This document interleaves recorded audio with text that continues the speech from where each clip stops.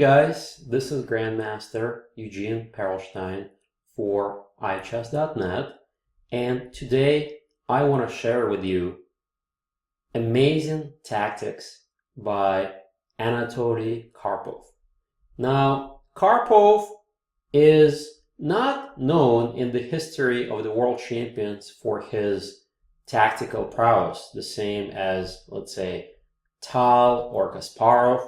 But nevertheless, Karpov is known to be very precise and very good in small tactics. Small kind of tactics are tactics that are about 2, 3, sometimes 4, 5 moves deep.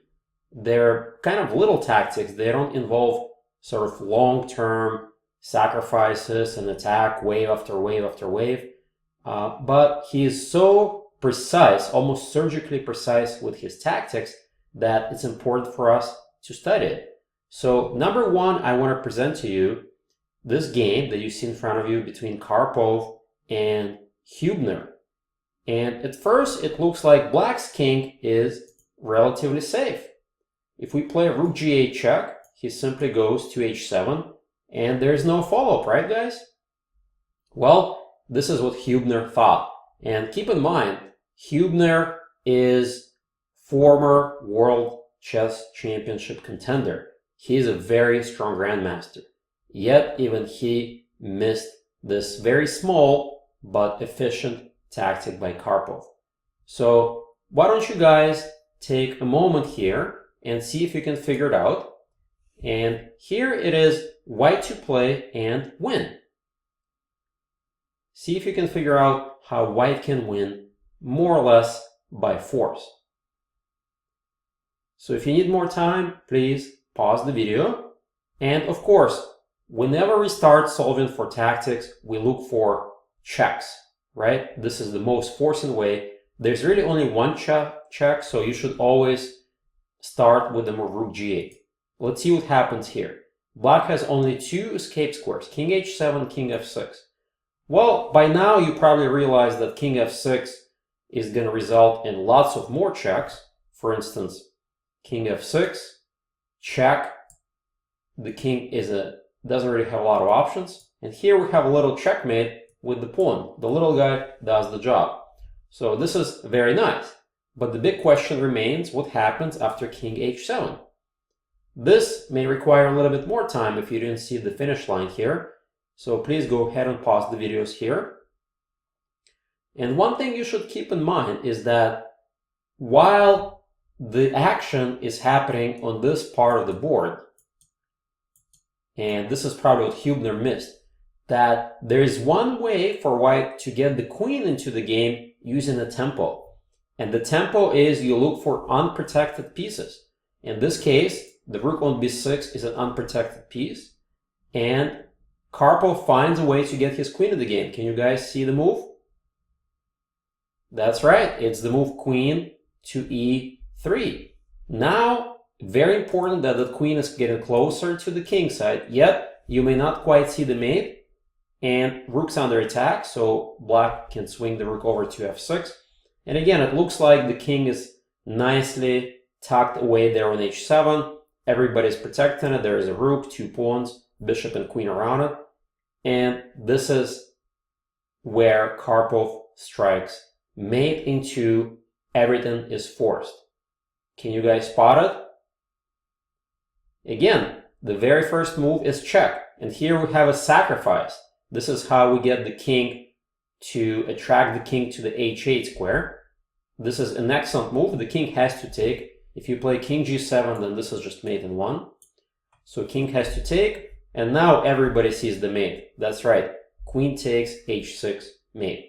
So I wouldn't classify this tactic as one of the greatest tactics of all times, but it is really an efficient way to checkmate the king. And Karpov, I'm sure, saw all of this from way back when.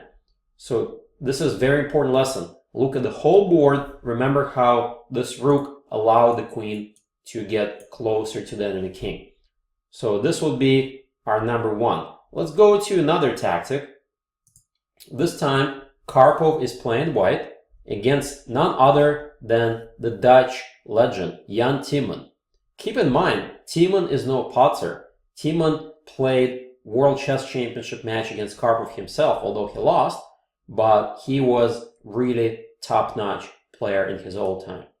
And here the concept is, everybody already sees the idea, we're attacking the king with all of our forces, yet immediate queen h6 doesn't seem to quite do the job. King e7 and queen on h6, rather on h8, is under attack, and black's forces are more or less mobilized to defend.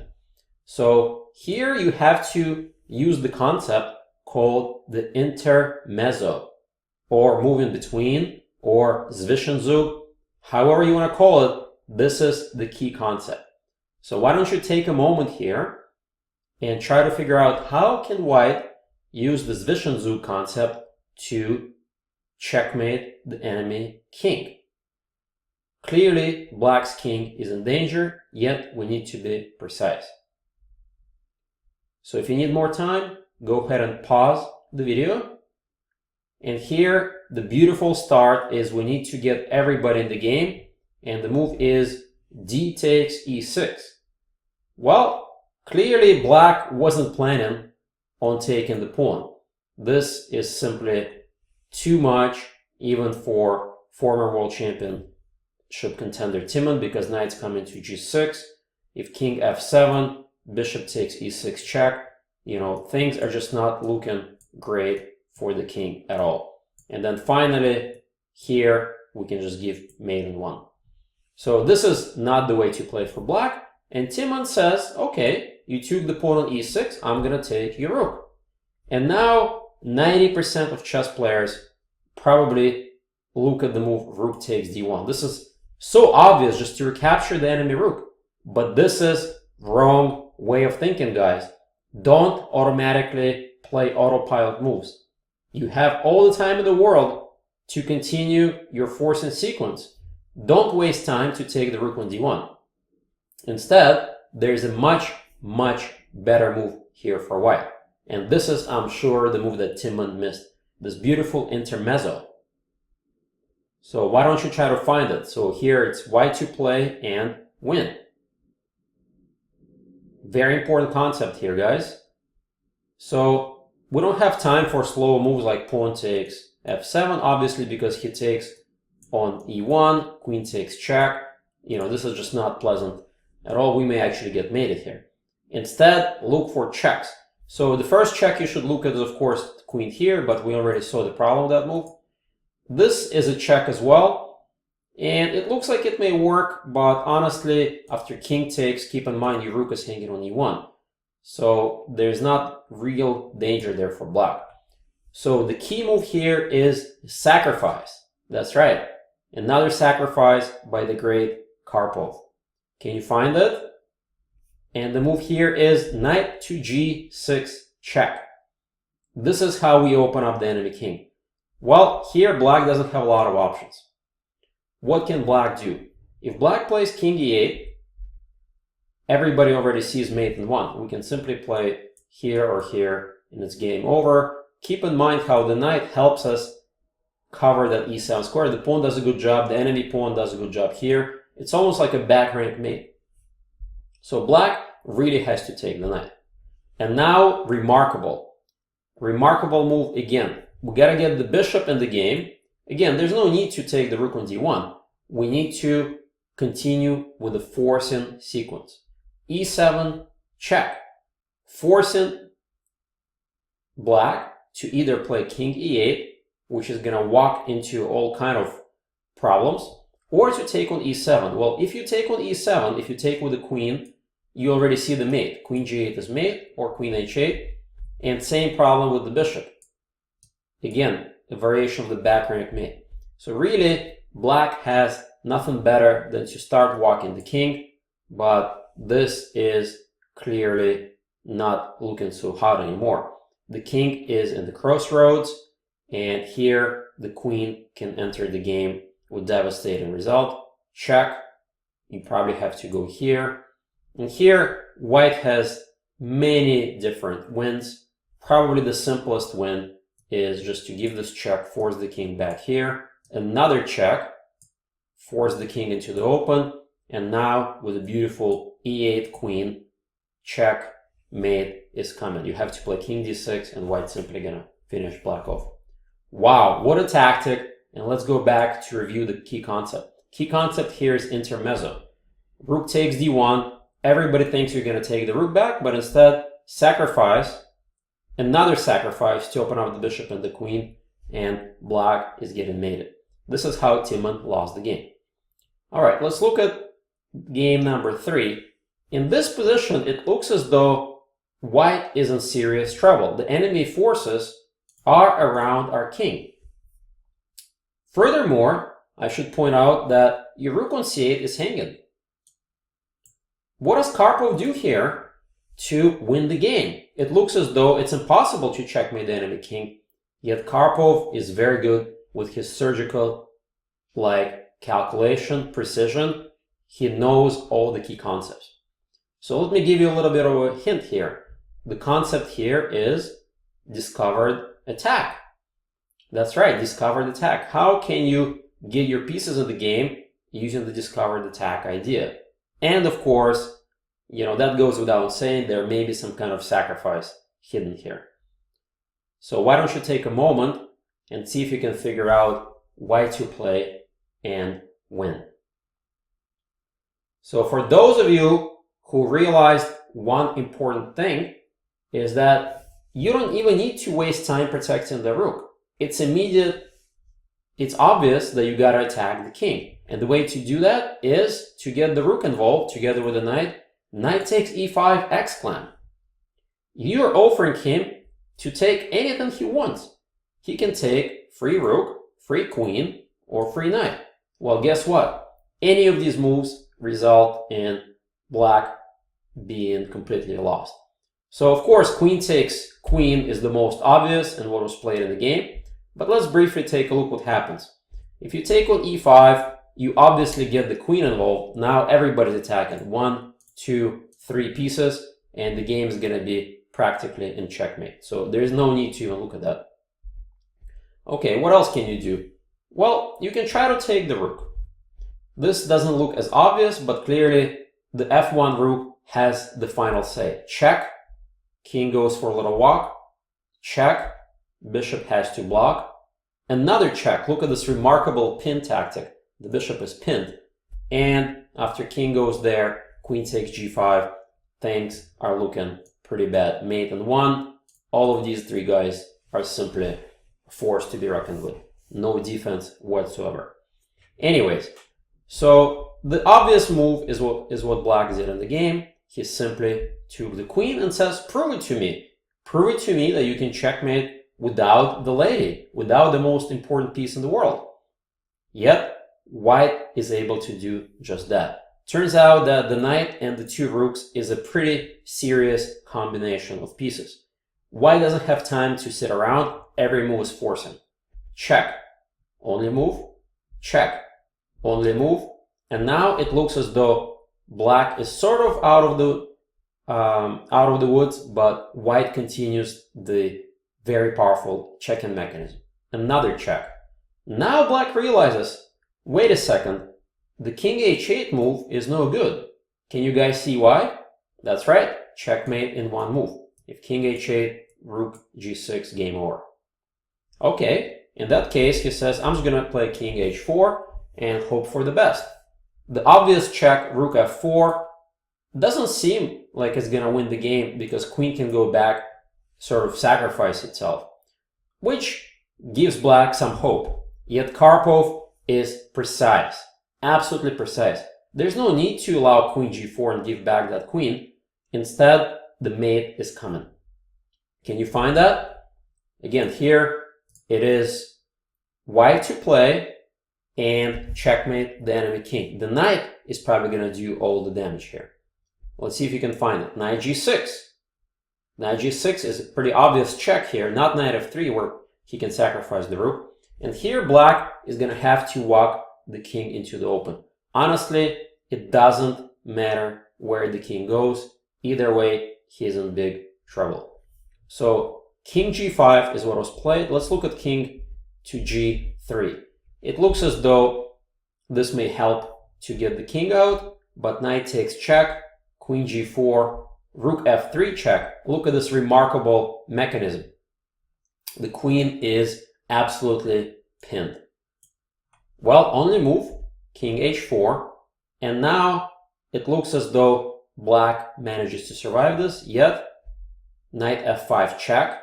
He has to sacrifice the queen, and after simple move, rook takes, black finds himself pretty much in a losing endgame. So this is maybe black's kind of best hope to try to at least play this far, but he is pretty much lost in this endgame. So instead, he played kind of the obvious move, king g5, and here actually mate is coming. The mate is imminent here. Why don't you guys find the forcing sequence that results in checkmate? Why to play and win? So here the idea is exactly the same. Knight takes bishop check.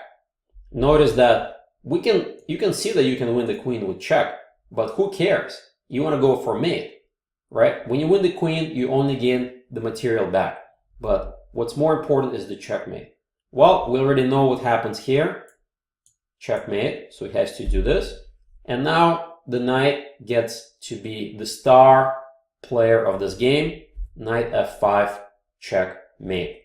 This rook basically was dormant the whole time, so was this rook, and the queen is kind of useless. Wow, another surgical precision. This was win in 7 moves. Nevertheless, once you saw knight takes e5, the rest was easy. And now let's take it a notch higher, a little bit more difficult tactic. Karpov is playing none other than Topalov. Well, everybody knows that Topalov was World Chess Championship candidate twice. Remember, he played against Kramnik and against Vishy Anand. Yet, Karpov shows that he could do a tactic or two even against Topalov. So here, it looks as though the king is absolutely safe. All of this bishop takes h6 nonsense is kind of useless. Same thing with bishop e5. There's going to be sacrificing pieces for no reason.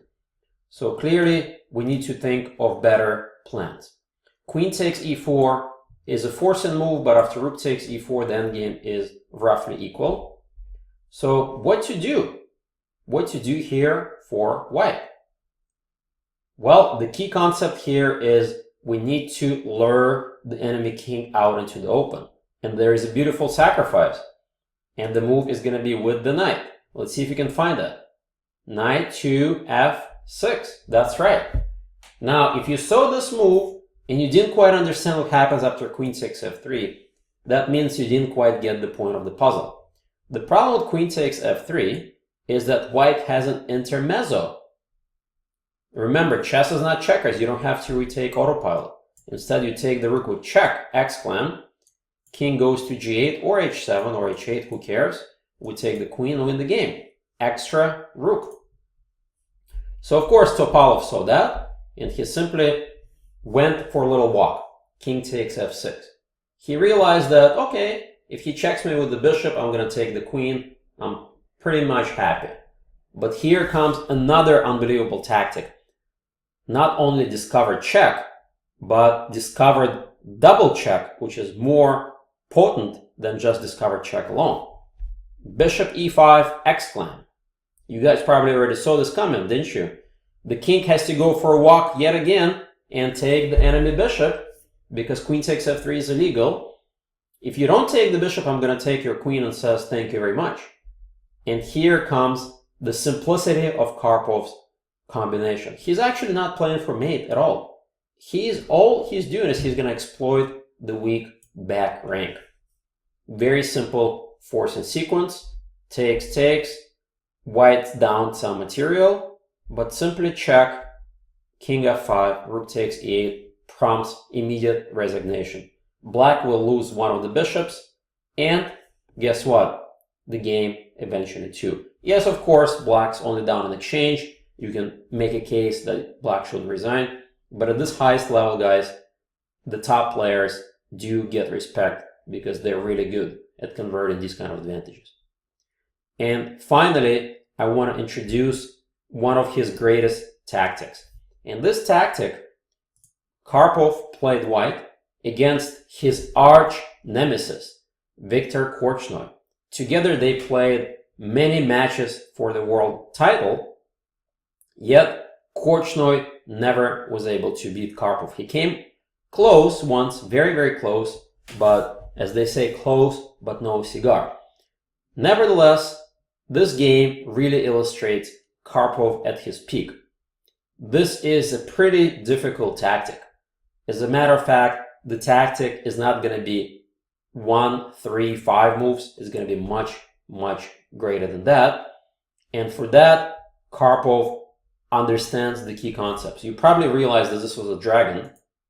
The knight protects the weakness. We have already a very nice attack on the pawn. Yet, we need to distract that knight from f6 somehow. How do we do that? How do we do that? If we play knight d5, which is an obvious move, right? Black actually is winning, believe it or not, guys. Black can sacrifice the exchange, and while we're busy retaking, the momentum has just shifted. Instead of defending, now black's going to attack, and now look at the king, completely naked, check is coming, bishop f5 is coming, tons of pressure, b2 pawn will get lost, and mate is nowhere in sight by white. So this would be a huge, grave mistake. Instead, Karpov plays rook d5 exclam. Tempo move on the queen and on the rook. Keep in mind, the knight cannot take because of mate here. So black's reply is more or less forced. Now another very powerful move. Knight takes d5. Now that the rook is traded, this knight is a beast. There's no time to take on a2 because this is simply going to be mate. And also knight e7 is a fork. So all of these ideas are really annoying. So what Korchnoi does is kind of tricky. He plays the move rook e8. He realized that knight takes f6 only looks dangerous, but in reality the mate is actually nowhere to be seen. The king makes a run for it. Black is actually doing not so bad. Queen's under attack. So this is a false trail. And this is where Karpov shines. He is also good at non-forcing moves. Here, white has a beautiful non-forcing move that adds more firepower to his attack. Let's see if you guys, if you can spot it. And all we need to do is to bring a second player into the game. The last piece that wasn't in the game is the knight on e2. Everybody else is playing. Simple move, knight e to f4 exclam. Now, this guy is ready to get replaced by his partner. Keep in mind, this guy is still immobile. So Korchnoi needs to protect the d5 square. He plays bishop to c6, stopping the second knight from getting in. And it looks as though finally black is out of the woods. And Karpov must have seen this far to realize that there is one amazing move that white has in his arsenal, which Korchnoi probably missed. Why don't you guys pause the video here and see if you can find this deadly move by white. It's a little bit of a sacrifice, but it's a vital sacrifice to open up the enemy lines. So if you need more time, go ahead and pause the video. And the move is a remarkable breakthrough in the center. e5 exclam. I would even say double exclam. This move Korchnoi did not see coming at all. So here he has a few options. Take on d5 or take on e5. What happens if he takes on e5? In that case, check, knight h5, and oopsies, the queen is completely blocked off. That was the whole point. The sacrifice is to open up the enemy king. You either allow checkmate or you allow this beautiful finish. So this was the whole point of the move e5. Well, Korchnoi doesn't fall for this. Instead, he takes the knight. And now, very important move by Karpov. We take the knight. We don't want to take the bishop yet. Now, two mating threats pretty much forces black's reply. And at least here, it looks as though black can more or less defend. Doesn't it, guys? I mean, there is rook e1 check. Potentially, the king can run away. but in reality, with an e-file like that, this is nowhere to be seen. The king is absolutely paralyzed.